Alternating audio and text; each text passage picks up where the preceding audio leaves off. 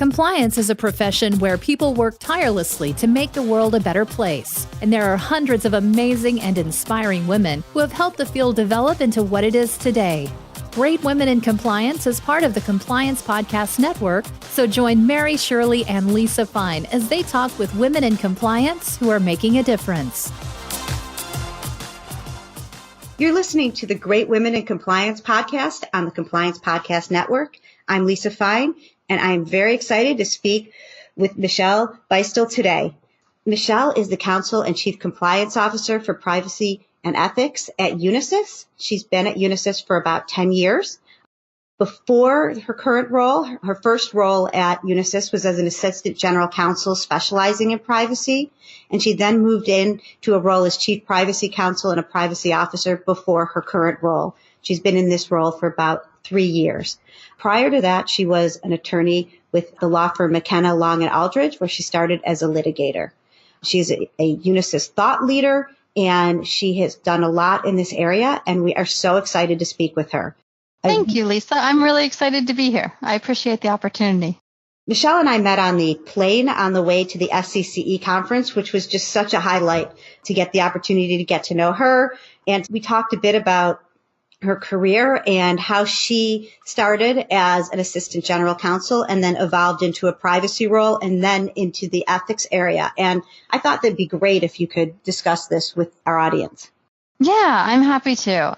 So I have been really lucky in my career at Unisys to be able to expand my role and take on new challenges, which have opened up a lot of opportunities for me personally, but also for me to help the business and help the business be successful. And I came to the compliance world in a way that I think is a little bit different than some of the compliance and ethics professionals I meet now, because I started my compliance career in privacy, moving from privacy counsel into privacy counsel and the chief privacy officer running the program, and then eventually taking on the ethics program as well, becoming the chief compliance officer for both ethics and privacy, which when I talk to people in the compliance and ethics profession, often I hear the reverse. They had the ethics program responsibility and were asked to take on or were given the privacy program as when it was considered just another compliance function, as I'd say privacy risk has really risen in prominence in most businesses with the various implementation of new laws, and of course some of the risks that have been created from data breaches that we have seen in the past. Yeah, absolutely. One of the other things in your role, as you said, you had privacy and you've now become the leader for ethics. How do you see these two roles as complementary, and how do you see any conflicts that may occur between the two? I think there's a lot of synergy and complementary between the two roles. In my view, it really makes a lot of logical sense to have ethics and privacy working together and combined in a compliance program. At the heart of privacy, and in my view, at the heart of any compliance program, acting with integrity is essential to success of the program. What we're asking people to do in complying with the various laws that they might be subject to in that area of compliance, such as privacy, is that they do the right thing. They act with integrity, and that's really the message that we are all sending as ethics professionals as well. So I do think there's a lot of synergy in running both programs. They have very different elements in some aspects, because privacy is about respecting an individual's right to control their personal data, and ethics is about respecting the law, respecting policies, ensuring that we're following rules and regulations. So there are definitely some divergence in the substantive topic areas. But from a programmatic point of view, a lot of what we do in both programs is training and awareness, providing a place for people to report concerns, conducting investigations into those concerns, and then monitoring those concerns for trends. And again, recircling back to when you see trends, you do training and awareness and over. So there's a lot of programmatic elements that do converge. And I think that's where there is benefit to having both programs under one umbrella. No, absolutely. One of the other things, as you're saying, is once you find out a problem, you have to work on it and address it, and they, do the right thing and come together. And that is one of the things that happens when there's an issue or potential concerns with security, which is going to be my next question, with data privacy versus data security.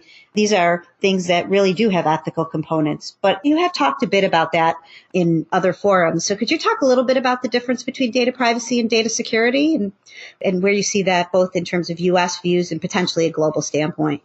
Sure. And what I like to say to folks is data security and the security of personal data is an integral component and requirement for a good privacy program.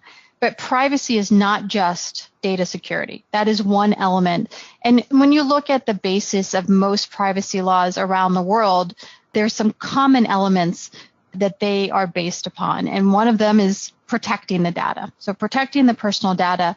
But privacy is much more than just protecting the data.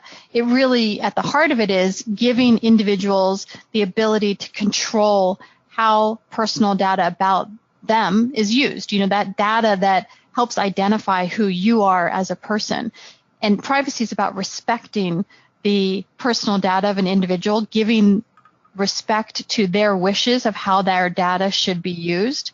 And what we see in a lot of the changes in privacy laws, and there's been a significant amount of changes over the past several years in Europe, but also around the world, is that more and more countries that are enacting stringent privacy laws are doing so with the aim of giving those individuals more control. So in Europe, for example, you see right to be forgotten, where individuals can go to companies that have personal data about them, and they can ask that their data be erased, or they might say they want to take their data with them.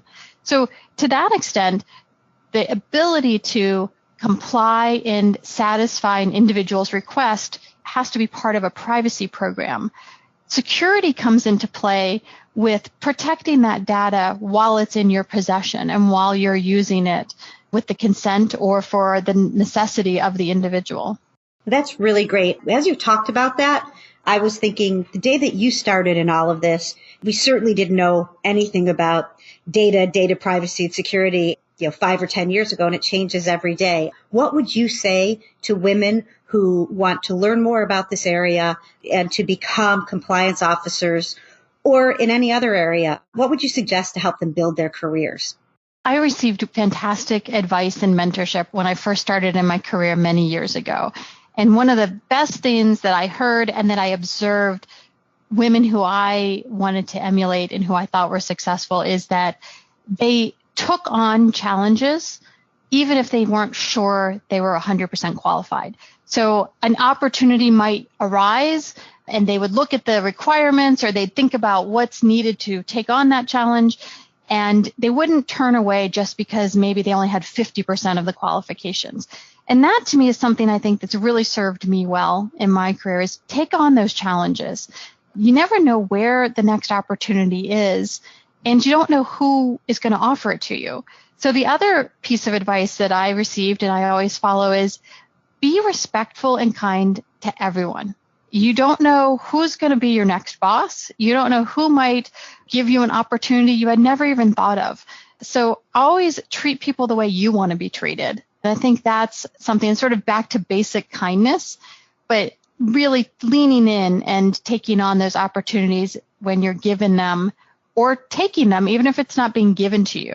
If you see a challenge or an opportunity and you think you could make a difference, speak up. Don't wait for someone to come out and offer it to you.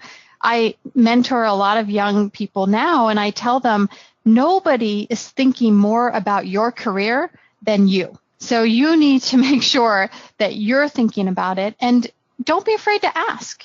Don't be afraid to ask the leader that you're working with or someone you want to be more like. Ask them for advice. Talk to people. People usually like to share their experiences. Yeah, absolutely. I mean, and again, this has been a really fantastic experience for me, getting to hear both from what you've done so far and some of the different things that you're planning to do and to support women and others in the field. Is there anything else you'd like to talk about before we close out for the day? I think that the last thing I'd like to mention is I do think in the compliance world, ethics is a profession that has such a great history and is really very integrated into most companies and entities. Privacy is getting there. It certainly should be there. And I would say it is a fantastic area to take on and grow as an individual in your career. So don't shy away from it. If you're an ethics professional and someone comes to you and talks about privacy and you realize there could be more being done to respect individuals' personal data at your company or your entity, step up and say something. Get involved. I have found that my peers that I have met through the privacy world are just as fantastic as the peers I've met through the ethics world. And I do think it's a great collaborative profession, both in the privacy and the ethics worlds. And I really encourage everyone to explore privacy if you're not already taking it on.